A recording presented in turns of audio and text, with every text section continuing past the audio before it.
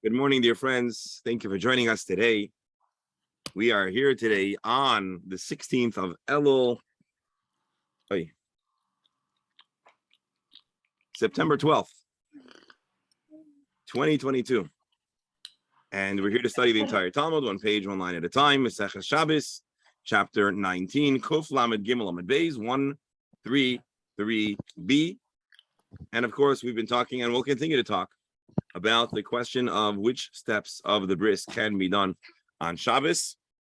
And although it is not Shabbostic to make a cut and to do all the different steps of the bris, to wrap a bandage, to withdraw blood, they are all permitted to be done because they are part of the essential.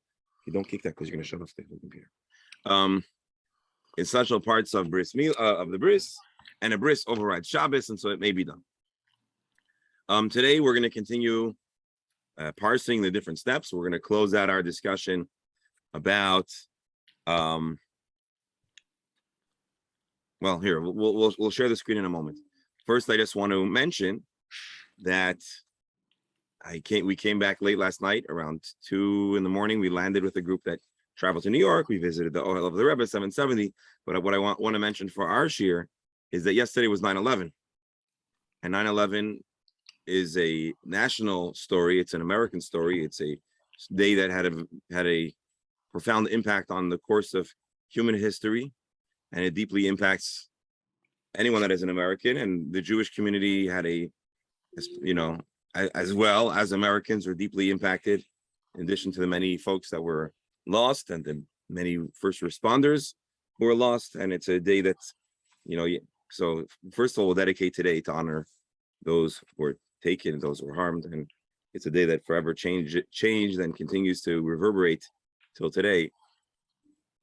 And so we'll dedicate today to honor those that were lost. Yesterday in Crown Heights, we had the privilege to sit with and have a memorial 9/11 Fabranian in my father's house with Colonel Goldstein, who was, because the military secured Lower Manhattan and Ground Zero, and he was a chaplain, so he was apparently the chief chaplain of that operation. He shared with, and then he afterwards had 2 tours in Afghanistan and in Iraq as part of the ensuing events that followed 9/11. And so he was gracious to Fabranian with us and to have a memorial Fabranian, and it was very insightful and meaningful. And I guess the bottom line is that we pray that Hashem should bless our country and the world with peace, stability, and all good manners of good bracha. And as the Pirkei Avos says, they have a mispalo b'shleima shel malchus. A Jew is discharged to pray for the will and instructed to pray for the welfare of their country and the government, because stability and the ability of the government to provide to be the blessing that it is meant to be is very, very important and essential. And of course, we pray that always remains and is the case. And 9/11, or today, the 12th, is a worthy day to make such a dedication. And may Hashem truly bless the United States and Klal Yisrael and the Eretz Yisrael. And we should only have an abundance of good news, healthy news, and happy news for now and all times. Amen. And now we'll get started and share the screen. Rabbi, one more thing apropos. The death of the Queen in Parliament, there was a tribute by a member with a kippah, an Orthodox Jew, to the Queen, very touching, which is available if you look for it. Shkoyach. Yeah, I think. Did anybody see my video? Hold on. Let's get into the Gemara, and then we'll at the end we can tie up the loose ends. But I don't want people to accuse me of false advertising. I told them to come on to learn Gemara, and instead they're sitting here and we're talking about this and that and the other thing. So let's jump into the Gemara. So as you may recall, the Gemara was seeking or sought a source, a Mishnah, that would support the take that you can only do the essential part of the bris, and if you withdrew your hands, the bris is over, and you cannot do the aesthetics, you cannot do the plastic. If it's only a plastic surgery, if it's only to make things look neat and tidy, that can't be done on Shabbos. And so we brought a few different perspectives, a few different opinions, and we culminated with a discussion about the Shtei HaLechem and how there's an opinion in the Mishnah that says that there has to be an absolute seamless placement of the new bread and has to basically touch and move into the position of the old bread so that there's no lapse, no gap in time, because the gap in time is perceived as a real break and it wouldn't be tamid. And the Torah says that they should be lifnei Hashem, tamid, they should constantly be there. And so we said this might be a good analogy. For something to be fluid, seamless, consistent, there has to be zero break. The moment that you are moishech yadav, you pull your hands back, there your one is already not engaged in the act of the bris, and therefore the license to do aesthetics, things that are not for the essential part of the mitzvah, may not be allowed. Rabbi Yossi, of course, was the one who disagreed. We're now going to transition to a related discussion. It's a text that's a little bit obscure, and the Gemara is going to try to understand it, and it's going to hopefully add some more context and meaning to our discussion. So again, we're talking about bris. We're talking about bris on Shabbos. We have this text. Let's take it one word at a time, and let's see if we can make some sense of it. Tanu Rabbanan. Our Chazal, our sages taught.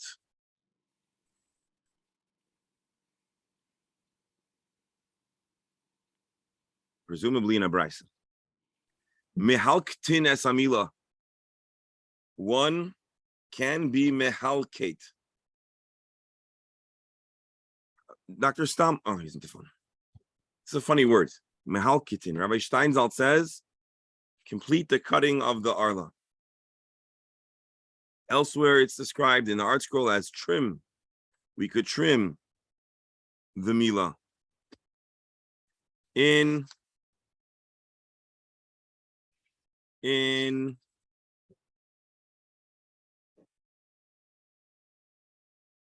By the way, Bernie Hammer just called me.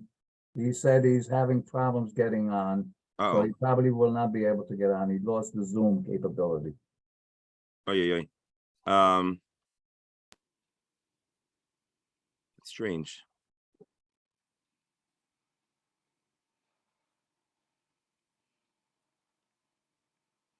All right.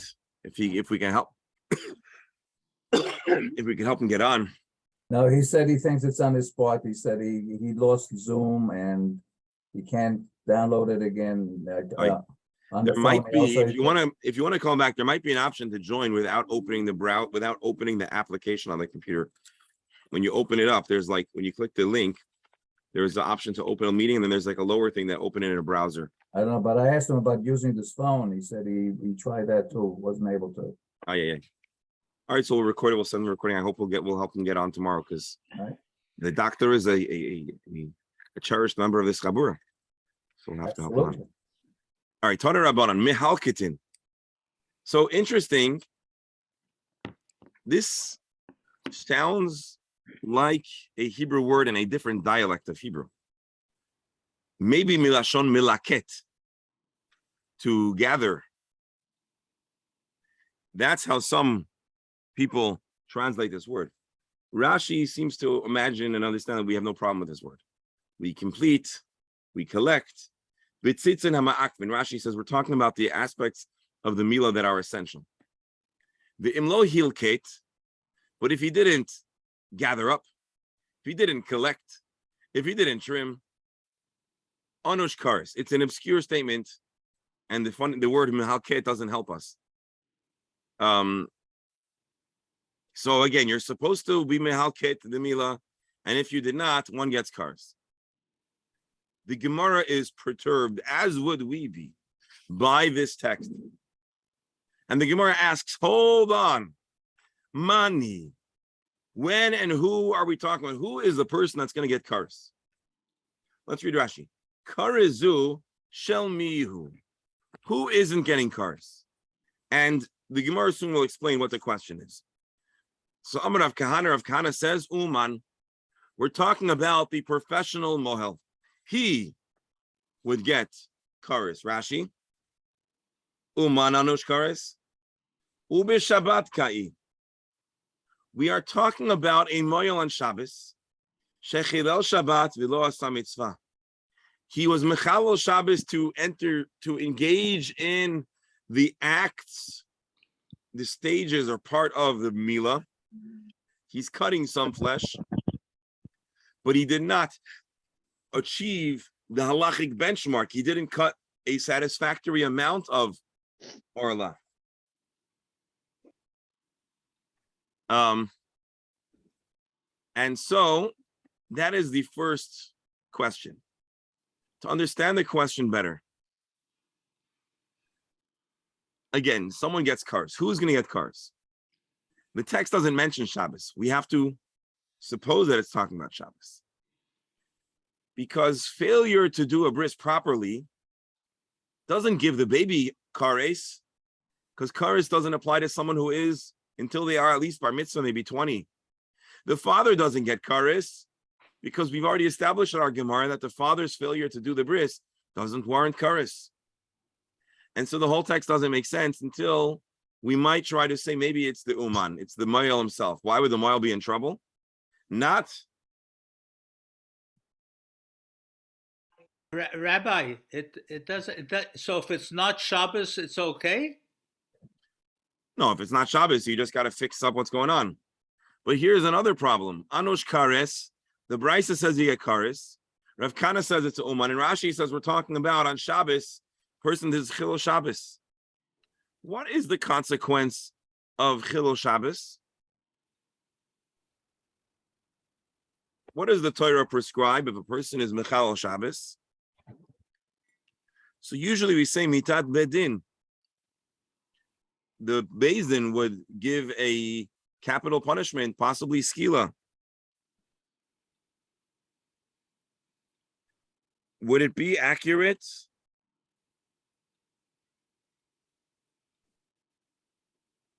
to say that a person gets kares for being mechalel Shabbos? I'm not sure if that is so.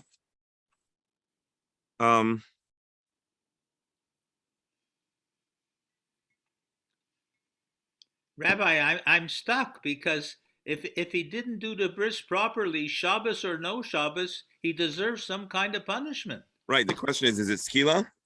I'm sorry, is it kares? Is it kares? The kares would be either. It's not kares, it's stoning. But the difference between Shabbos and not Shabbos is that if it is not Shabbos, then you can continue on the next day, on Sunday, and finish. Right. If one failed to do the bris properly, they could fix up on Sunday for the purposes of Milah. But to engage in an act of wounding without providing the circumcision means you did a malacha but didn't accomplish the mitzvah. You started the mitzvah, but you stopped prematurely. And so you were just mechalel Shabbos without accomplishing a mitzvah. That is Rav Kana's answer. Again, Anush karesu b'Shabbos kai shechil Shabbat v'lo asa mitzvah. He took out his pocket knife. He made a cut. Okay, maybe he didn't do the bris with a pocket knife, but he made the cut, which he shouldn't have done. He didn't give the baby a bris, so he's abusing the license to do a bris milah. And the license is only extended, says Rav Kana, if you actually do the mitzvah. But to engage in an act of cutting that doesn't give the baby a halachically acceptable circumcision, that's not a mitzvah. Now, we're not done. We're at the beginning of the conversation. Let's read Rabbi Steinsaltz. If he failed to complete the circumcision properly on Shabbos, he's punishable by kares. He wounded the baby on Shabbos without fulfilling the mitzvah of circumcision. Rav Papa is uncomfortable with his answer. Why? Uman. It's funny that we're calling the moyel here Uman. Usually we call the moyel a moyel. But we're talking about an expert. Yeah, it's a shame that Bernie Hammer's not here to see that it's an Uman. How do we get him on? I don't know. We can put this on the list and we'll show it to him. We'll go back a little bit. So by calling him mohel and uman, we are asserting that there has to be a high caliber of expertise. We can't have a how do you call it? You can't have a self-trained, self-professed, self-declared moyel. There has to be some kind of established expertise. So Oman Lemalu, the moyel will say, Ana Avdi Palga the mitzvah. All right, I've started the mitzvah. And when I started, we'll see Rashi in a moment. I Atun Nami Avidu Palga the mitzvah. I did my part. I did half the mitzvah. Meaning the cut and the trimming that wasn't satisfactory. It didn't trigger the halachic benchmark of how much skin needs to be removed. He's already started the process. It wouldn't be fair to say this wasn't half a bris. So he's saying, I did half. Atuna Vidu Paga the mitzvah. You guys go ahead and finish what I started. Let's read Rashi and then we'll see Rabbi Steinsaltz. Koloimar. What did he start doing? He started doing the act of the bris. If he would have come to completion, if he would have finalized the circumcision, it would not have been a malacha, right? The only way you can get to 100% is by starting with 1%, 2%, 10%, 50%. So, halacha, the Torah, Hashem, wants a bris happened on Shabbos, and so all the steps that he took until he stopped were bereshut. And the wound that he made was with an absolute license, a license of the Torah to do a bris on Shabbos. Why should he not be chayiv? I started, you finish. I don't know if he's saying that literally he should say, I start, you finish. But the point is, all that he did was begin the bris. And that beginning was all permissible. And therefore, the Gemara, or at least our Papa, is not willing to accept that the person who receives kares here is the moyel. And the Amar Papa, big gadol, a gadol. We're talking about an adult. Why is an adult getting kares? Because the adult never had a proper bris. And we're not even talking about Shabbos. Let's read Rashi. The gadol shemal kamayri. We're talking about an adult who's getting a bris. Ubachol, and it's not even Shabbos. Anush karet. The kamar. Why are we saying that there is kares? Shumila kamar dadayin arolo. He has kares because he didn't have a bris yet. Let's read Rabbi Steinsaltz. The guy's going to say, I'm not liable. I started and I was engaged in the mitzvah, even though I didn't finish it. Here, we're not talking about, according to our Papa, a bris on Shabbos. We're talking about the mitzvah of bris in general. An adult who doesn't have a proper bris, anush kares. No. You throw your hands up. No. All right. So now, so far, we have this obscure text. You have to finish up gathering all the tissue that the Torah demands removed. And if you didn't, there's kares. Rav Kana says we're talking about a moyel who didn't do the proper job. He did a malacha. He didn't deliver the mitzvah. Kares. Rav Papa rejects that and says, no, we're talking about an adult. In the weekday, he didn't get a bris. He still has an outstanding kares. Masculine Rashi challenges. I have a question. Hold on. Torah tells us that an adult who doesn't have a bris gets kares. It can't be that this brisa is telling us about an adult who doesn't have a bris. So now we're going to get a creative scenario that's going to help us, force us think, and also envision. You know what we're talking about here? Uman, Emoyel.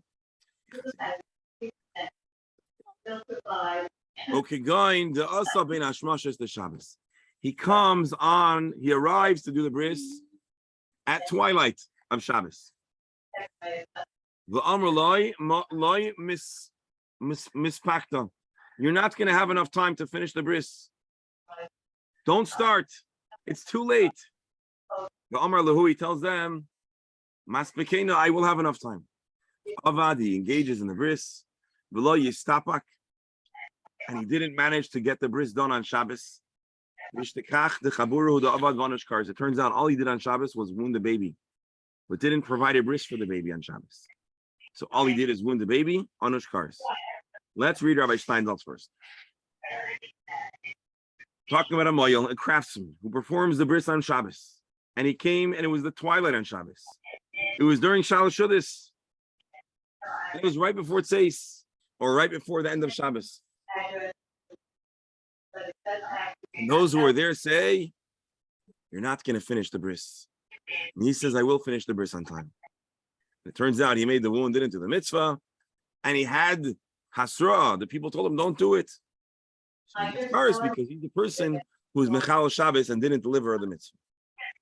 Rabbi, wouldn't that be the same problem Erev Shabbos?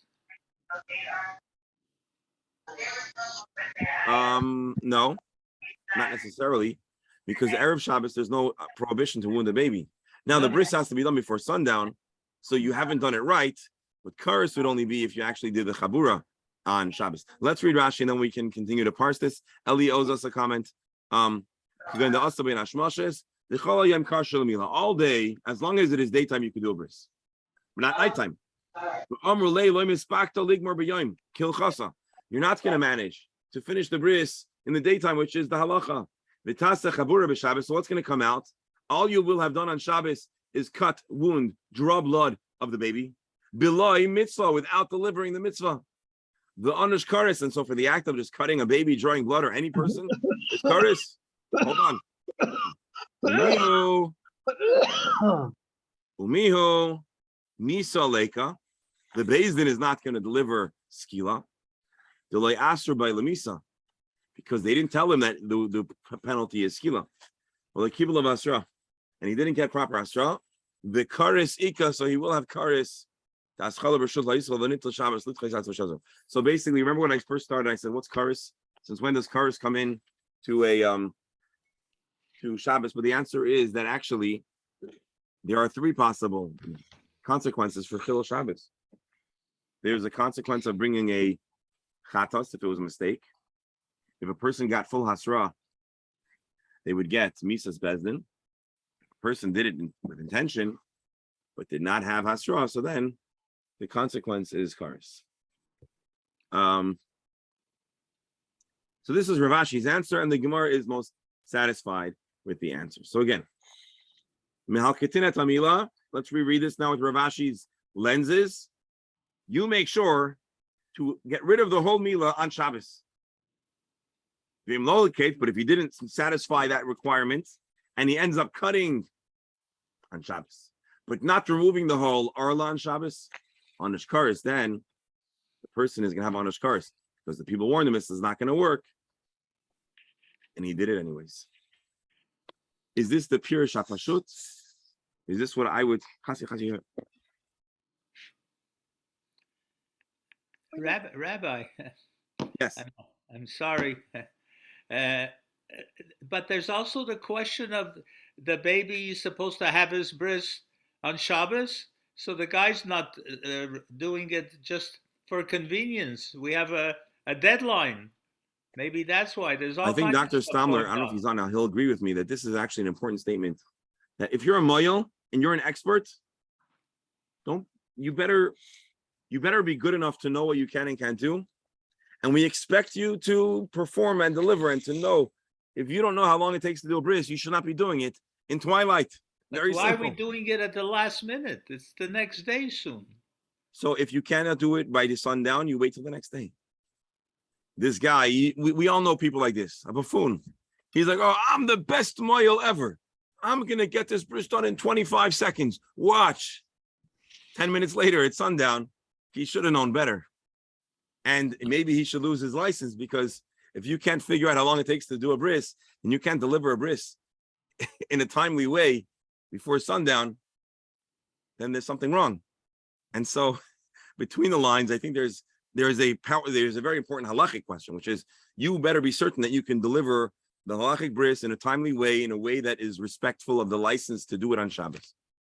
And if you can't figure it out, you don't belong beyond Mayo.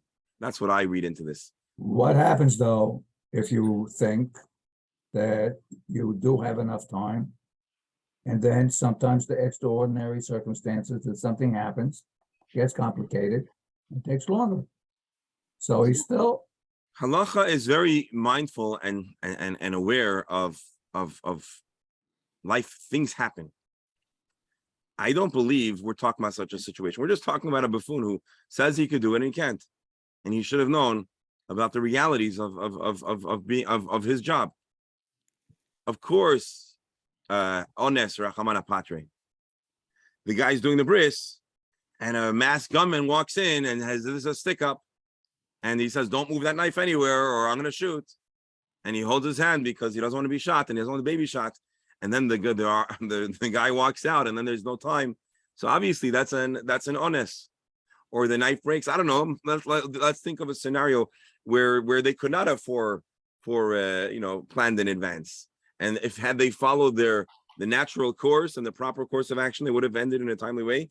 So of course that's not a contender for cars. But here we're talking about a guy who everyone else is telling him it's not going to work. So he should have reassessed.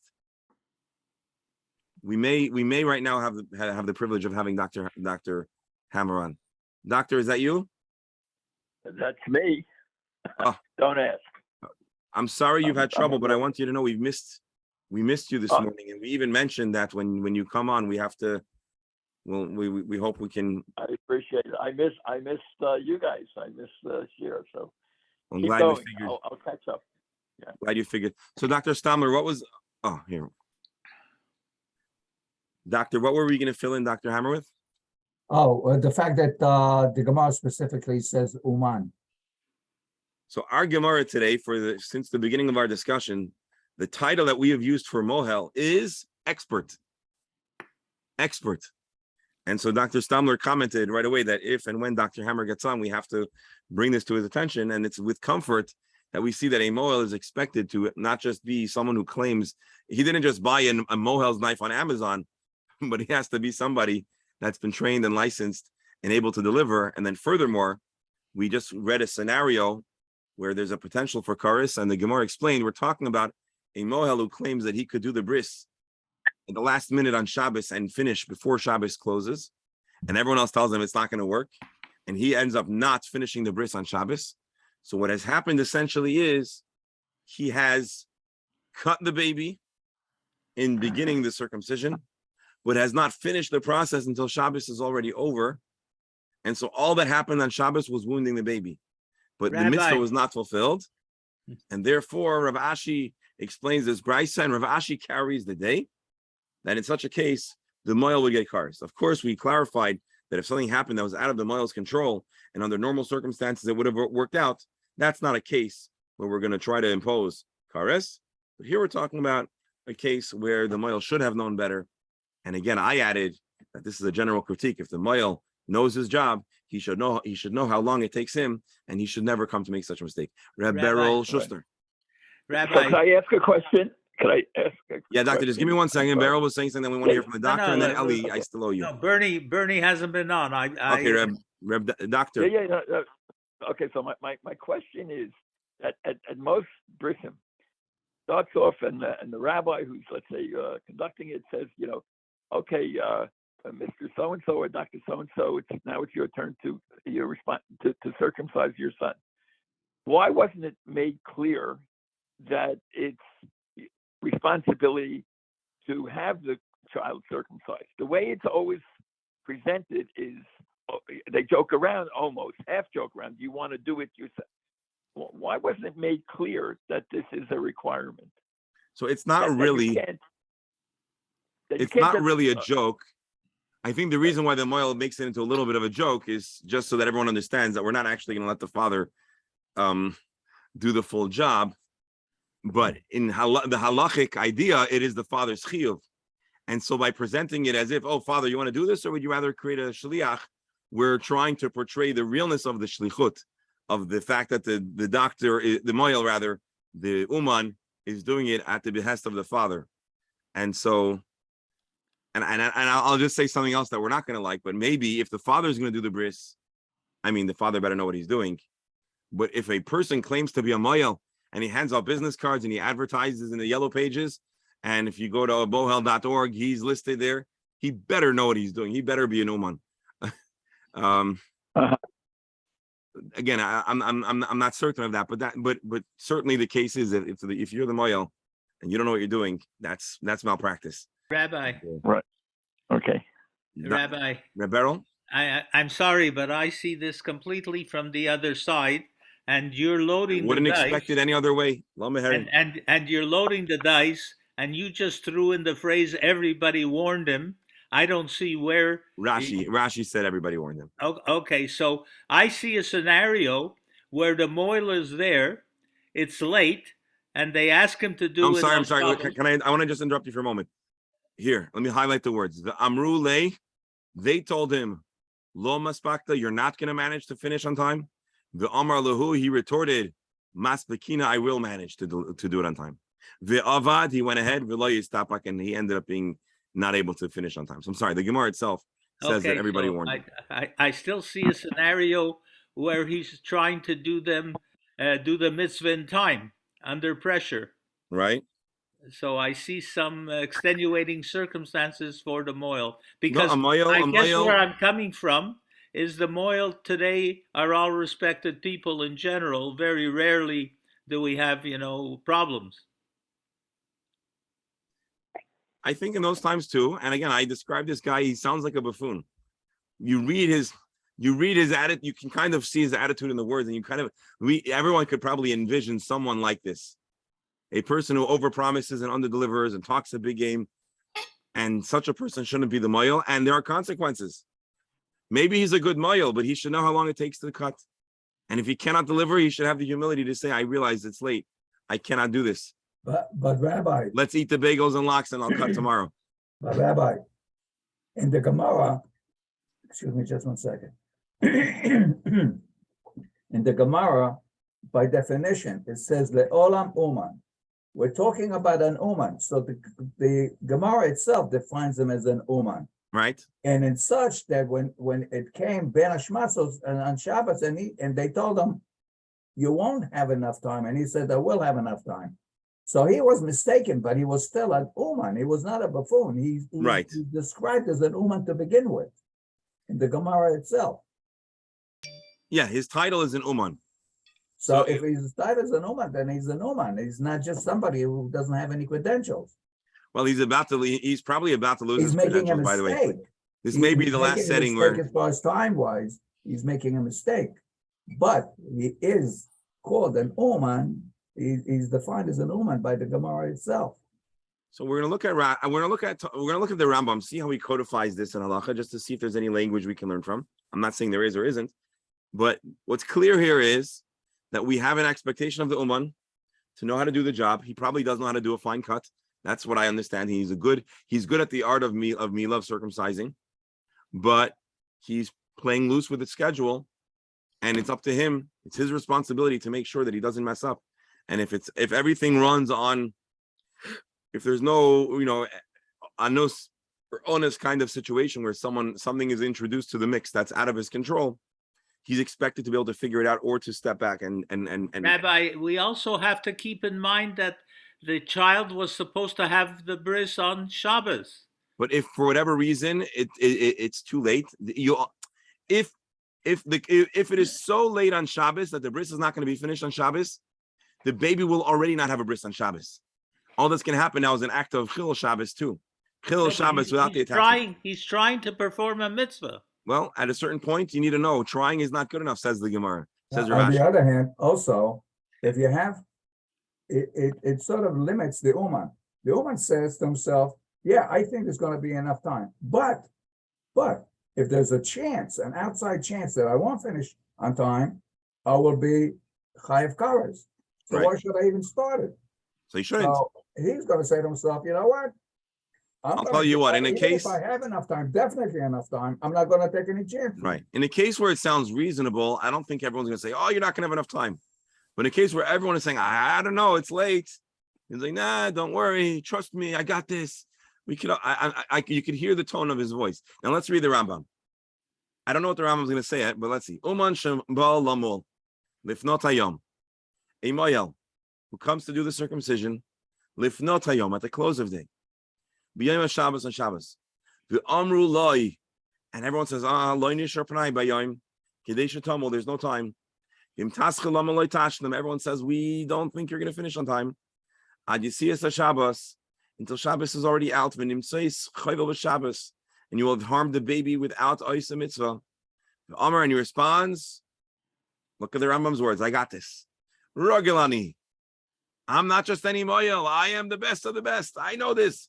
Vizaris, and I can do this fast. I'm just going to jump in and get this done real fast. He's declaring extra expertise, super expertise. If he didn't manage to deliver and the clock, the alarm rings, Shabbos is over, he's not chayiv chatas. History by they warned him, and he should have acknowledged this. He should have realized that it's too late. I'm just curious to see if any of the commentaries here give us any more texture here. There's a big difference though between chatas and kares. No, I mean, that's okay, I'm sorry. You're making a good point. If the Rambam, I'm sorry, I take that back. I should not have said no. The Rambam, it sounds like, is making he's adding a big caveat to our Gemara. Our Gemara asserts this guy is an intentional Shabbos offender. By the Rambam writing Harei Chayev Chatas, it sounds like the Rambam is taking away a degree of culpability. The Rambam is giving him a shogeg status. Let's read the Kesef Mishnah, who I believe makes this very point. In the Gemara, it says that one would get kares. The Rambam understands Kivan the anush kares, being that there is a kares punishment. Chayav chatas, he should have to also bring a chatas. V'yesh l'tumoya al rabbeinu. The Rambam's language is challenging. Shekasav har is a chayav chatas, for he wrote that there is a chayav chatas. Shari hisrubai, because he got asra. Shehasra in aitam lechayav chatas ela liftar mechatas. Chatas means it was unintentional. The moment there is asra, the chatas should not be on the table.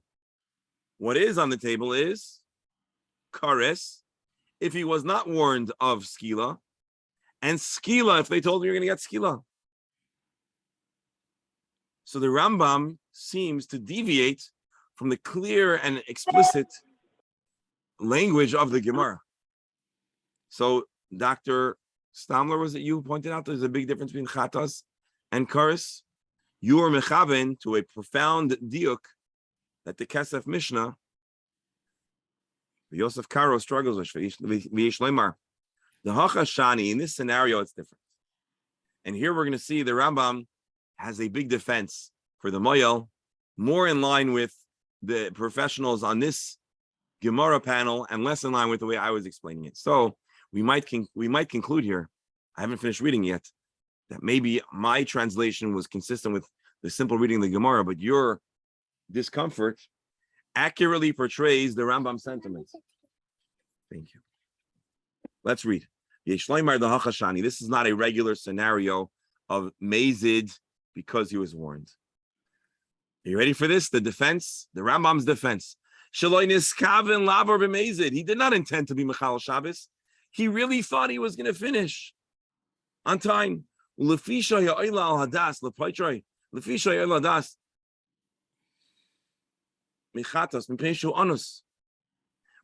that he would be entirely off the hook because it was an inus. It's not that it's out of his control. But it was not an intentional sin. He didn't intend to break Shabbos. Really, he only gets chatas.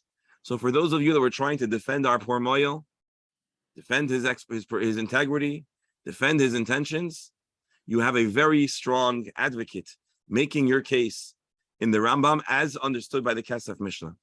And I'm very happy, Dr. Stammer, that you made that diuk, which pushed me to want to read the Rambam, dig deeper, and to uncover the Kesef Mishnah.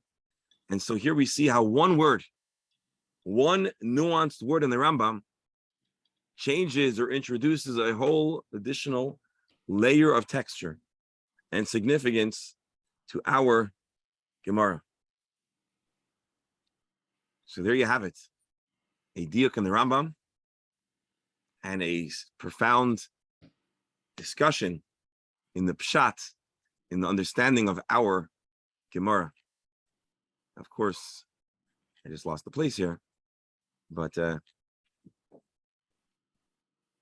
let's just see one thing.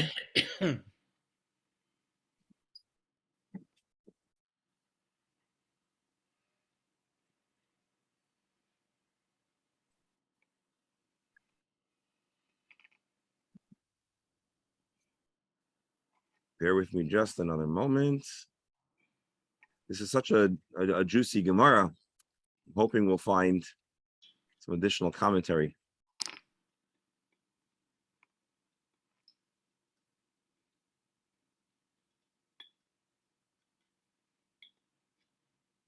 Okay, I want to add one more thing over here.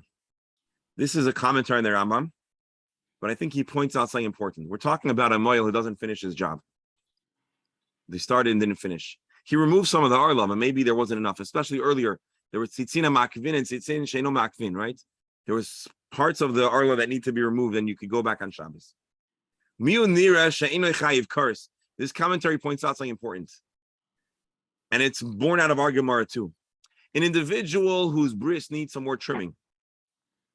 And Rabbi Goren, for example, might advise that they should do a extra trim. Says the Nachal Eitan that he isn't culpable for karis. When there is zero circumcision. He would not get karis for not doing ample cutting. The description of karis is only for a person who really didn't do any bris. And the extra strands or tissue that needs to be removed is not inferred from that verse. It's only from another verse. And this is where it comes to our Gemara. This is the intention of our Gemara. When he says Gadol b'hed yiksiv, the verse explicitly mentions a Gadol. Only if there is absolutely no Mila. So I just wanted to bring that to your attention before we conclude this Gemara, that although a person certainly should upgrade the bris, it sounds like, at least according to the Nachal Eitan, the way he learns our Gemara, that there shouldn't be onish kares, but one should yet upgrade the Mila. And so where it is most relevant in practice, of course, is anybody who really wants to make sure they have a Eidach Haredis, a Hadrim and a Mahadrim bris, but it's going to be particularly a problem for a person that's going through Gior, because in Gior, they're going to make sure that they have a proper bris. And so a number of people that were circumcised at babyhood might find themselves when they're undergoing Gior to have to do some kind of upgrade. But anyways, this concludes the segment of the Gemara that we were reading, discussing, this funny language, this funny brisa that talks about mehalkitin es hamila.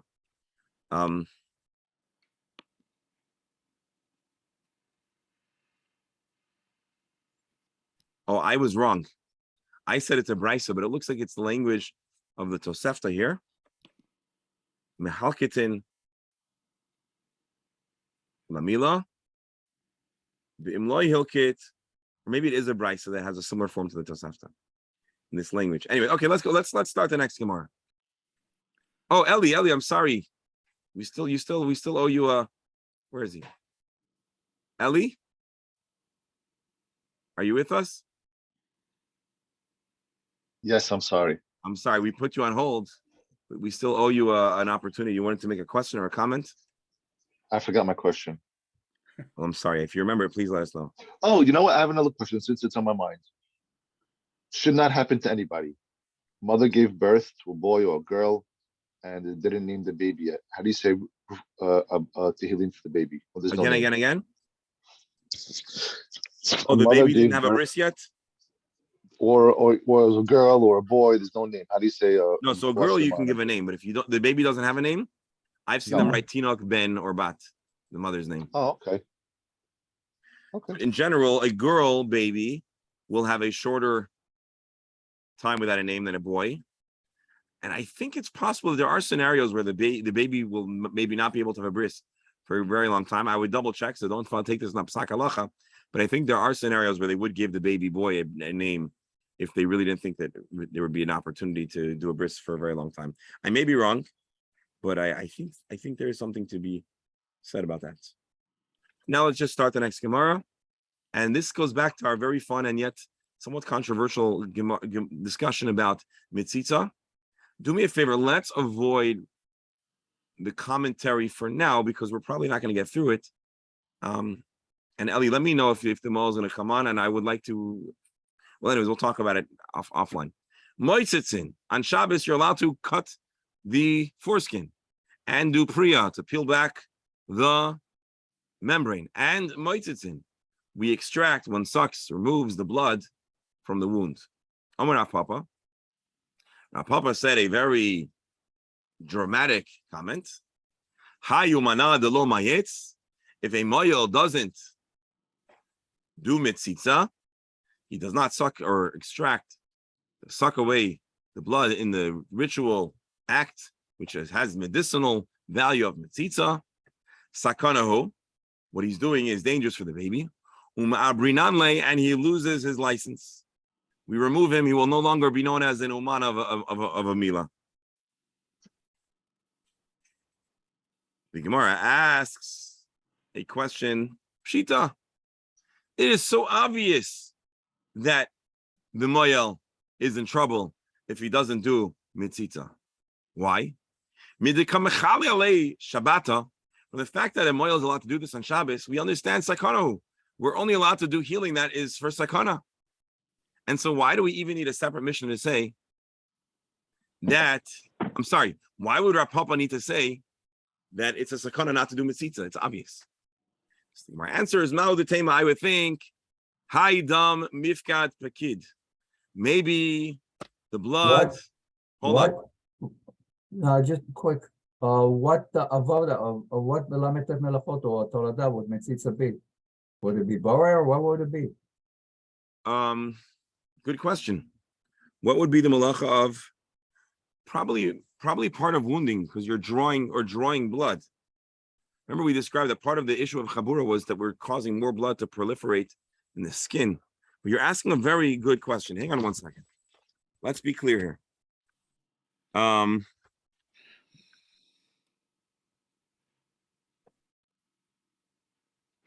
Well, actually, the Gemara actually answers your question. Let's see the Gemara, and then we'll revisit it. I would think that the blood that's being extracted by mitzitza is pooled blood, and so you're not actually removing blood that's not already removed. The Gemara answers, or what becomes clear from Rav Papa's statement is that the act of extracting additional blood is part of mechaber, the wound, because in the Gemara, in the halacha definition, mechaber is not just hurting, it's causing an injury that draws blood or causing additional blood to be withdrawn. So Rav Papa answers, yeah, mitzitza is drawing out blood. And yet, it's permitted because of the sakana involved. Let's read Rashi, and then we'll read Rabbi Steinsaltz's commentary. Mahu the tema masnisin, loy ashmin in the Mechal Shabbat Allah. Maybe our mission is teaching us that really you're not Mechal Shabbos. You know why? Because it's not Chilul Shabbos. The dam mifkat pakid, mufkat va'omet sham. Kinasum b'kli, the blood is already pooled. It's already as if it's out of the body. And so the extraction of this blood is not causing more blood to come out of the baby, which is part of the definition of chabura here. And therefore it would not be a biblical prohibition. Maybe that's the reason to permit mitzitza, not because it is a malacha. And also it's not really necessary for the absolute health. It's only done because it's not a Chilul Shabbos. I might think that maybe mitzitza is not absolutely essential, and the act is not a sakana, and therefore we wouldn't take away the license of the moil because he's endangering the baby. Kamash malon, that on one hand, mitzitza is classified as being mechaber on Shabbos, and on the flip side, it is so essential for the health and well-being of the baby that you're allowed to do it on Shabbos. Let's read Rashi. Kamash malon the dam chibur mechaber. Blood that is removed through mitzitza is classified halachically as wounding. You're wounding, it's for the sake of the baby's well-being, says Rav Papa.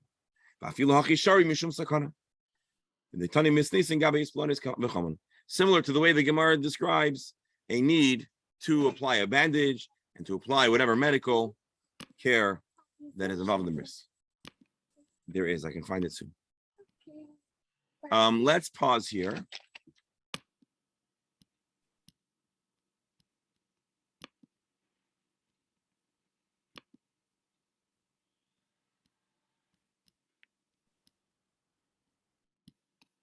Hold on.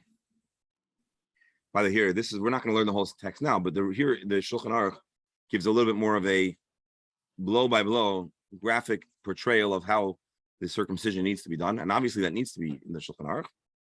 Ketzad Malin describes, it says that you cut the entire flesh that surrounds that Torah, and then and then you remove the under membrane. That's a thinner, more slight membrane. And then the site has the blood extracted orally. So the blood is extracted forth from the wound to avoid sakana. It says the Shulchan Aruch, a moil who fails to do this act, he is fired. After the mitzitza noisnalas planis, you give the wound care. The Yenizer, so that is the Shulchan Aruch based on the Gemara. It doesn't describe why it is considered in the Gemara a sakana not to do so. It just re-emphasizes that fact. But tomorrow we'll take a look in the commentaries on the Shulchan Aruch. I want to get some information, and maybe we'll also see the beginning, the genesis of a conversation today about the medical value of mitzitza or not, or if it's pure halachic value. From the Shulchan Aruch, what I learned is you do mitzitza to overcome sakana, which is really, I think, comes back to the idea of bloodletting. That it was a concept, medical concept at the time, that bloodletting is beneficial. And when I don't think it's actually blood. It may. I think the case you're making is actually a good one, which is probably that just like there's been developments in medicine about the understanding of the relationship of blood that's pooled or removed, but I don't think it's synonymous with bloodletting. But let's lean out there tomorrow. We'll take a look on the Shulchan Aruch, and I'm also going to put a call out to our Moyle, see when we can schedule him. Talk to Eli, and I want to thank everyone for joining today, and I want to wish everyone a wonderful day, health and happiness. And again, we dedicated today's study for the victims of 9/11, and then prayerful wishes for only good news and healthy news and happiness. Dr. Pasternak, you have a yahrzeit coming up soon, right? In the end of you're muted.